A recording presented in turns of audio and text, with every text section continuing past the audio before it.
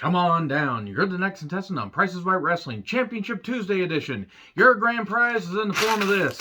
We're taking your grand prize. We're throwing it over there in the trash. Because you can take these grand prizes and shove them up your ass. Vince McMahon, presumably. I'm John Rant with my review WWE NXT 2.0. Yes, Championship Tuesday. Boy, they just don't have a goddamn clue what they're doing anymore. The wheels came off of this goddamn wagon a while ago. There's some good stuff on NXT 2.0, has been since the revamp, but my goodness, this show's such a fucking slog at times to get through. Again, a few positives. And then they would just fuck up one of the positives by immediately putting in a stupid bullshit cartoonish sleepy gimmick for no fucking reason. So anyway, recaps of Steiner beating Walter, and then Joe Wayne Gacy and Harlan Myers rick-napping the Doge-faced gremlin. Much well, woof, woof, woof. Apparently he is at home and just totally fine, though. We find that out a little bit later.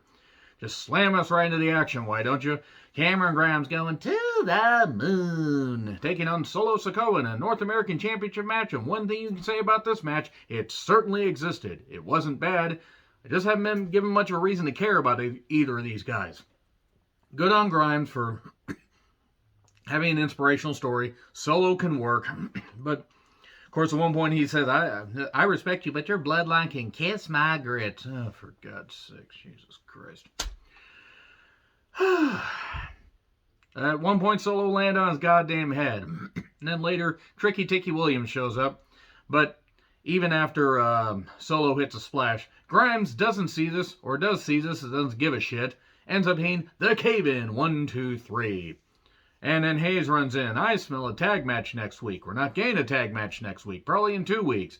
Or it'll just be suddenly announced as the show goes live next week. Because they only announced 2 women's matches for next week. But it is what it is. So, later tonight we will get a 5-team gauntlet for the vacated NXT Tag Team Championships. Because Nash Carter got fired. Likely for the Hitler pick. Hey, here's a fucking tip. I don't care if you're trying to do it as a joke. Maybe don't do that kind of shit. And also maybe don't marry a goddamn nut job. Just saying. I mean, I don't know what actually happened between Nash Carter and Kimberly. I don't know. I don't care. That's their business. If there was abuse on either side, the person causing said abuse needs to be held accountable. But also maybe don't take Hitler pics. So anyway. Malcolm Bivens' head is too big for that tracksuit. That's one thing I noticed. The Creeds are very fired up.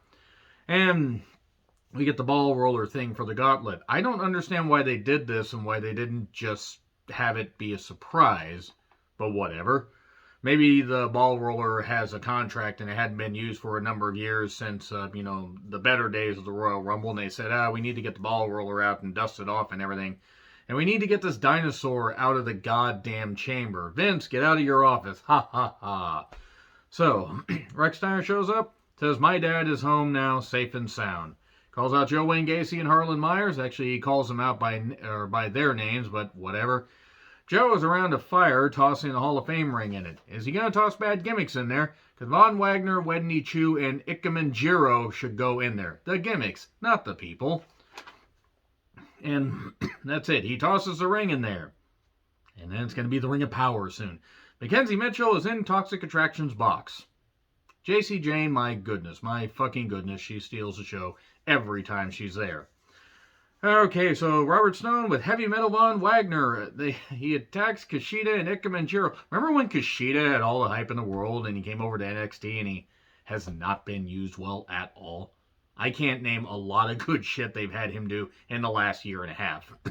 And I know that injuries initially kind of got to him. He had an injured wrist. He wasn't able to be part of the NXT house show that I went to with my best friend Chris, a.k.a. the Durbinator, back in October of 2019.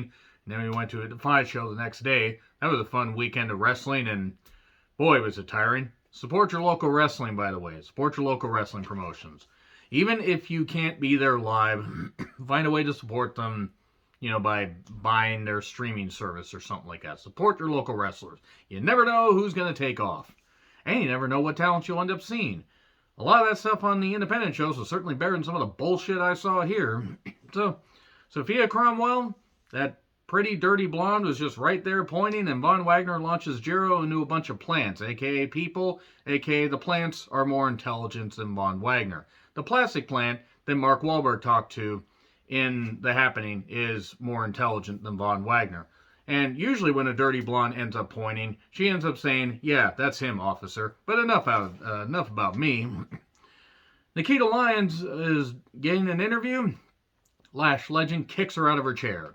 I guess this feud isn't over. Norman Smiley sighting here. You've angered his big wiggle. So Dakota brings her pink out, and then we go to break. And what in the Magic Mike Lord of the Ring mashup is pretty deadly? What in God's name is this? Somebody told me that they were on NXT UK, which clearly explains why I haven't seen them at all. I mean, except outside of like a few pictures and maybe a couple GIFs. What the fuck? What is this? I'm supposed to take this team seriously? I don't care how great athletes they are. They look like that. No, that's a stupid presentation. Toxic Attraction, they left their box and now we get to see their opening. Their entrance, that is. I Run a Clean show. Dakota Kai took on Mandy Rose. JC and Gigi were there at ringside. NXT Women's Championship match. The crowd was into it. Dakota dove on every single one of them. And then we get back from break and Mandy is violently thrusting and scissoring Dakota on camera. Delete your search history. Stop thinking about it. Stop it. I Run a Clean show. And Dakota rolls back. Roars back. Anyway, it's Horseshack, no. She roars back, but spinebuster by Mandy for 2. And then Mandy seemed to hurt her hamstring. Man, I knew somebody that used to have a hamster. Great pet. Giant. This thing was huge. I have no idea how a hamster could get that big. So then Kai, she hits the chiropractor, but it was a bit awkward because Mandy just rolled to the other corner, and then we get a distraction, and we get Dakota picking up the belt that JC Jane dropped, but then kick, 1, 2, 3. And Mandy retained. Okay, Dakota's been in NXT long enough to the point where if she's not being called up, it's because she wants to keep her Twitch channel or something. I don't know exactly. Maybe she's on her way out. Maybe she's tired of the WWE system. I have no fucking idea. But, okay, fine. Dakota didn't win. I didn't expect her to. Who's the next challenger? Wendy Chu shows up with 2 super soakers and gets Toxic Attraction wet. No, that's not even as hot as it sounds. This is embarrassing. This is fuck anybody that thought that this gimmick was a good idea. And I mean in creative. I don't mean if any fans like it. You guys can like whatever the hell you want. But whoever came up with this deserves to be beaten with sacks of doorknobs and soap and other objects until they apologize for this crime against wrestling. And I don't care how versatile she is, because the demon gimmick, the 1,000-year-old woman that sold her soul to a dragon to gain immortality, and playing this sleepy gimmick, it's fucking stupid. It's all fucking stupid. The Dragon Lady was better than this. If they have Wendy Chu beat Mandy Rose, just throw the title in the goddamn trash like Medusa did on the late 1995 edition of Nitro, because that's basically what you're going to be doing. I know some people are going to like it, and that's fine. And that's great. You guys like whatever the hell you want. It's a desecration to women's wrestling. You have so many talents. And if Wendy's really goddamn good, have her showcase her talents without a bullshit gimmick like this. I hate it. It is one of the worst things going on in wrestling as far as on screen. There are plenty of other bullshit things that are going on behind the scenes that we could talk about forever and a day that's never, but it's terrible. It's fucking terrible. The women's championship will die when Wendy Chu wins it. It will be dead, and I will write off anything that the women's championship, brings if Wendy Chu, happens to win it. If she does, that's it. The women's title will not exist until it gets off of that abortion of a gimmick. So anyway, enough of that vitriol. Let's talk about Joe Wayne Gacy taking putting on the Ring of Fire because it fell into a burning ring of fire, and he put it on his hand, and ow, his pain threshold went higher. And it burns, because you idiot, it was in the fire. It was in the fire. Escobar tells D'Angelo, keep your money. Elektra Lopez, my goodness. Here's Cora Jade to address her future. Cora Jade, Elena Black, talent. She is a talent in the ring. She's a prodigy. She's going to take some time to get going, but she's got she's full of spunk. No, I don't mean like that. For once, I'm not referring to it that way. She's got spunk, and they call her a punk. She can sing, and no, okay, we're not going to do a Joan Jett song, even though I did see Joan Jett about 3 years ago and got this sweet t-shirt. Got to see Hart as well. Anyway, Cora, this was not a good promo. She tried. Oh my God, did she try. And she mentioned a whole bunch of people. She mentioned AJ Lee and Sasha Banks and Natalya. Boom, Natalya shows up, and Cora was very emotional. Natty was very emotional. Huge pop for Natty. And she says, you have passion for this. I like that. And this is actually pretty much the best thing on the goddamn show. She says, oh, well, you're the future, but the future is bleak. And then she, beats her and locks on her sharpshooter. And okay, Natty coming down for a brief run to put Cora Jade over, beat some other towns, put Cora Jade over, and then do whatever. Go back up to the main roster. That's fine. I'm all for that. Maybe we can get some better goddamn... Maybe we could stop scripting Cora Jade so much and she could talk a little more naturally. That wasn't a very good promo, and that's not even her fault. You can't overly script people to the point that they sound like they're reading from a hostage situation, or otherwise they will be shot off camera if they don't read every single note and every single syllable properly. So anyway, I will say this much. Fallon Henley, a.k.a. the former Tesha Price, really does rock that look. Briggs and Jensen, no, I don't care. Brooks and Dunson, whatever they are. Who in the hell is Nathan Frazier? I don't know who he is. I'm not even knocking the guy. Zion Quinn then pounded Draco Anthony because Draco Anthony mocked... Because Zion Quinn is New Zealand, right? New Zealander. He mocked whatever the dance is. Whatever the dance that they do, the war cry thing that they do. You don't do that. I don't remember the name of it, but I know this much. From talking to a few people that lived in New Zealand and also a couple of New Zealanders that actually were exchange students in high school and college. You don't do that shit. You don't mock that culture.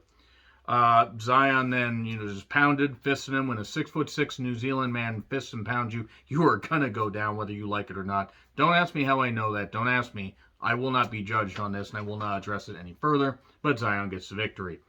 Then Indy and Persia say Dookie Nukie Hudson and Loomis should team up. Oh boy, great, another makeshift team. Natty also is gonna face Tatum Paxley. I think that's her last name. I know her first name's Tatum. Next week. And also Saray is going to take on Tiffany Strattonstone. So, Gauntlet match for the vacant NXT tag titles. Same as it ever was. It was meant to get the Creeds over. The Creeds were supposed to be launched and everything, and then they were going to be in chase mode. That was pretty obvious, but the way they went about it in some cases, Legoland Phantasm took on the Creeds, and the sitting lariat 1, 2, 3. So there you go, the low lariat, whatever's high, low, sweet lariat. High, low, swing low, sweet lariat. There we go. That's what it's going to be from now on. So, Brooks and Dunson show up. Fallon Henley and Elektra get into it. Because a cowboy and a Hispanic fisting each other. I've seen that movie before. Always delete your search history. So, they put one of the Creeds through the announcer's table. No DQ. I thought I blinked and maybe the Creeds had beaten them. And they did that after the match. Nope. And then the Creeds did end up winning. Waller and Sangria show up.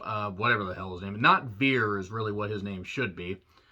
And Waller has a sling on, but no. He's not actually hurt. And then Sangria ends up getting pinned. So the Creeds face off against Pretty Deadly and...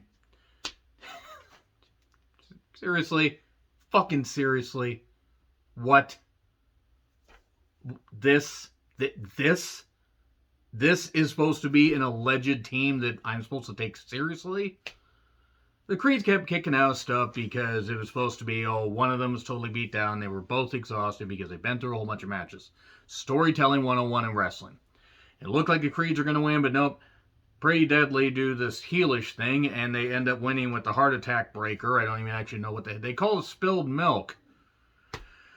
Oh, their cup runneth over with a bunch of bullshit. And Pretty Deadly are the NXT Tag Champions, and the Creeds will probably win the SummerSlam TakeOver or something like that. Or maybe they end up doing a takeover, or not a takeover, but they do something in August. I don't know. I don't care. That's the team you have win. Have them look normal. Have them look not like ridiculous Magic Mike Lord of the Ring cosplay mashups, and maybe I'll take them seriously. But anyway, we here at Price is Right Wrestling would like to remind you to control the pet population. Have your pets spayed or neutered. Goodbye, everybody.